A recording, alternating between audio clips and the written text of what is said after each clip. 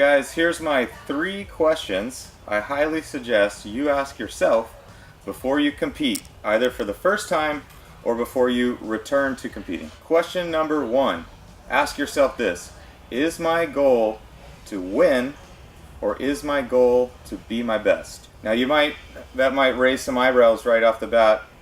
I want to be my best and win. Well, oftentimes those two do not correlate. Let me explain scenarios here. There's been many a times, myself personally or working with clients, where that client or myself has been at my best ever and not placed well and been so distraught. There's also been scenarios with myself and or clients where that person was not their best and won and was elated. So obviously those are conflicting outcomes and conflicting emotions. So you really need to ask yourself, will my placing make me happy, or will being my best make me happy? And I would highly suggest, if your answer is not, I will be happy if I'm my best, you should really rethink that question and try to align yourself with the latter. Because you should always, the whole point of this sport is to be the best version of yourself as you define it for yourself. You obviously want to meet the criteria of the judges, and the way you meet that criteria is obviously something you should take into account. But if you are your best, the placing should be a cherry on top. There's so much that goes into this sport. It's so subjective. It in a lot of divisions, especially in bodybuilding being the most extreme, is the most black and white judging. But many of the divisions come down to personal taste. If I were to ask you which car looks faster, 10 people probably have a wide combination of thoughts and opinions about which car looks faster. Remember, you're not being weighed, your body fat's not being measured, it's a subjective judgment. So you need to define for yourself, I've competed in the past, or I've been into fitness and I want to achieve something new with my physique. And if I can be my best, I'm going to be happy with that, and whatever happens with the placing is what happens. That kind of mindset will keep you competing longer and keep you happier through the process. All right, question number 2 that I suggest that you ask yourself: am I competing because I like it, or am I competing for a means to an end? What do I mean by that? Am I competing because I like it? That's pretty self-explanatory. Do you enjoy the process? Do you like being on stage? Do you like matching your work up against other people that are going for the same goal?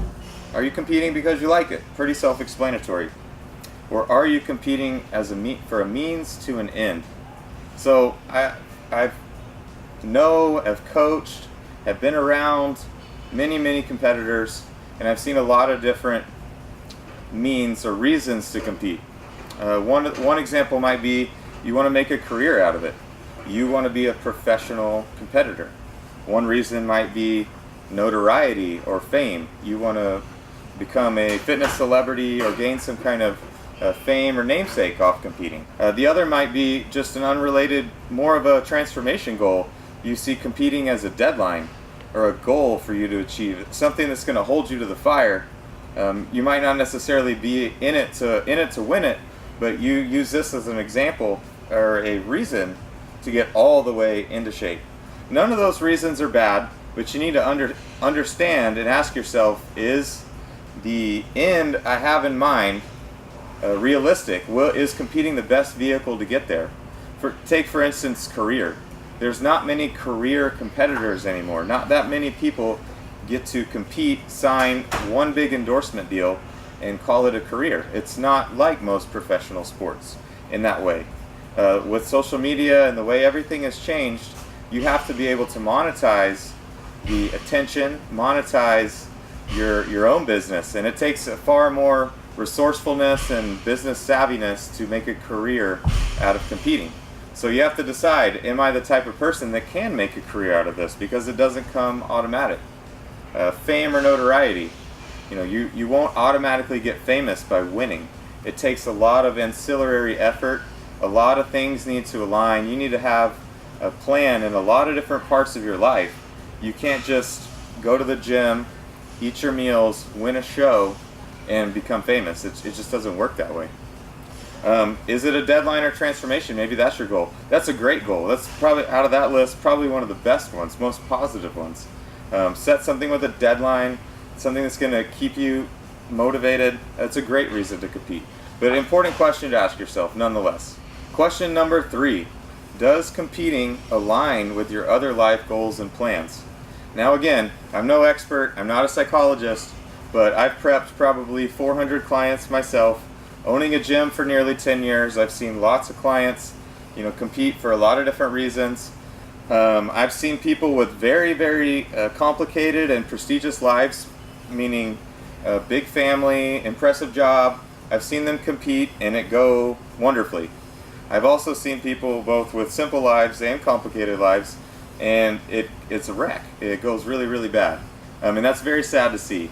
But you need to ask yourself before, make sure you have a good understanding of what goes into competing. It's not an easy road at times, and it's like everybody says, it's a 24-hour sport. You're really in it for 12 to 16 weeks all the way in. So you need to ask yourself critically, and if you've never done it before, don't just ask yourself. Ask people that have experience, both on the coaching side and on the personal side, what all goes into it, what you can expect to happen to your mind, how you're going to feel physically doing a show, because it can be very sad to see, because it can affect relationships if your spouse isn't on board or doesn't agree with the goal, or you don't tell him or her about the goal. It can affect your job if maybe they don't want you eating at the desk, or you start to get really, really tired and aren't fulfilling deadlines, or low energy and you're snapping at employees, coworkers and things like that. It can affect family. I mean, if you are like to work out 3-4 days a week, and all of a sudden you're spending 2-3 hours a day in the gym, your family really needs to be on board with that. So ask yourself critically, does competing fit the rest of my life goals and plans? So with those 3 questions, it takes a little bit of insight. It might take some wisdom from somebody that that helps competitors or is a competitor themselves. But if you answer those 3 questions, your chance of being a happy and successful competitor are far better, at least in my 2 cents.